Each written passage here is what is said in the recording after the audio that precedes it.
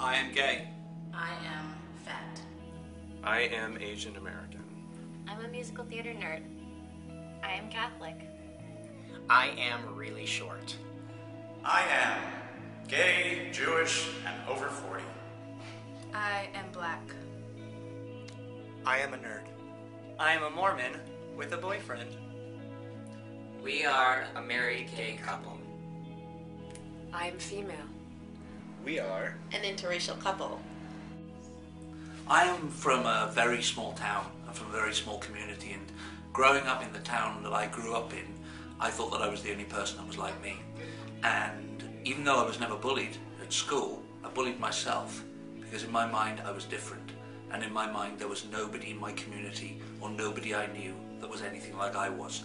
And the only people that were like me were people I saw as stereotypes on television and in newspapers and magazines. And then, you know, I moved to London, and then I moved to New York, and I found acceptance, and I found a life, and I found love, and I wouldn't trade it for the world. Believe me, it gets better. I came out of the closet when I was 22 years old to my father, who, as I told my father, I was not only punched, but I was kicked out of the house for it.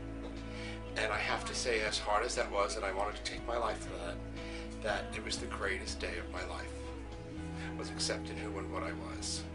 I said, sure, I lost my father, but I didn't want someone in my life who didn't accept me for who and what I was, and am today.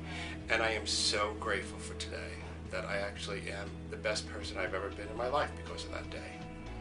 When I was in college, I went to religious school and I was kicked out for homosexual activity. And I was let in on the basis that I went to a therapist, a religious counselor, and when I was let back in, I was kicked out again.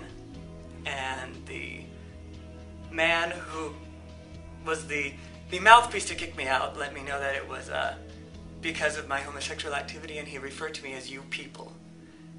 And it brought a lot of shame to me and my sexuality, and it's something that I still deal with in my late 20s. And the one thing that really hurt is in the list of things to do to come back in was I had to go seek therapy, I had to see a religious leader, and I could not have prolonged hugs with other men. When I was younger, I was really, really short and into science, and I got picked on mercilessly by kids. Like, I would get put into headlocks, I would get chased down the hallway and locked in that hallway so I couldn't get out. I would even eat lunch by myself.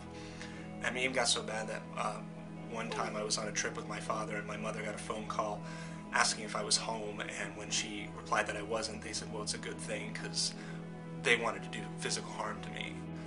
I went up to my bully, and I just kind of went up to him and I said, hey man, I don't know what I ever did to upset you or why you feel like you need to pick on me, but I was wondering if maybe we could be friends. He was like, sure, why not? I don't know why I don't like you, and we actually became really good friends after that. I remember when I was in the 6th grade, it was the second day of school, and I had bought a brand new backpack, and during recess, one of my classmates used a Sharpie to write faggot on it, and it was probably the worst day of my life. I actually ended up going home from school early, and I remember my mom just telling me that it doesn't matter what anyone else thinks about you, all that matters is what I think, and I think you're wonderful. It was the best advice a mother could ever give her son. Many years ago when I was a teacher, I had a favorite student. His name was Joey. And unfortunately, he came to me a little too late and confided in me that he was being bullied by kids in another school. I mean, I advised him as best as I could, but he told me too late, because not 2 days later, Joey took his own life. Now, I had to live with that for many, many years, thinking, was there something that I could have else said? And I decided that if Joey was sitting in front of me right now, this is what I would tell him to do. Confide in as many people as you can. Even talk to the cop on the beat. Because the more people that you talk to, the more strength you're going to get and the easier your burden is going to be.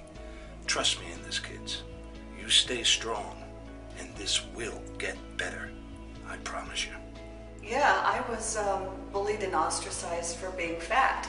I remember going home in tears and nobody really paying any attention or understanding that my feelings were always hurt. If you're experiencing being bullied and having difficulties, as so many people do, find someone that you trust and talk to them about it. Don't keep it to yourself, because you're going to find that there are so many people who've gone through what you're going through. It gets much better. Beyond the bullying and the hate, I just want you to know that there are people out there that will love you and accept you for who you are. You can love whoever you want to. You are just a person who wants to love, and there's nothing wrong with that.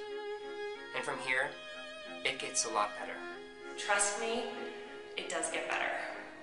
It gets better. There's a whole other world out there full of people who will accept you for who you are and what you believe in. You will find those people. And all we can do is appreciate what we're given and be who we're meant to be and fulfill the life that we're meant to live here. So just know that it gets better. You know what? It gets better. It gets a lot better. Trust me, it gets profoundly better. And everyone is a teacher, and someone has taught you. Someone taught you math, someone taught you how to tie your shoe. And no matter what you think, someone is learning from you. You are an example. So just continue to live the best life that you can. Each day is a gift. One day you'll realize that it really does get better. It gets better. Gets better. It gets better. There are more people out here than you think who are very supportive and will embrace you through all your struggles, whatever you're going through. And believe me, it gets better. And if you found this message, which you have right now, you're obviously realizing that there's a bigger community out there of people who can sympathize with what you're experiencing and who are there to help you. It gets better. It gets better. I know you feel like you have no one to turn to, but these organizations can help you out.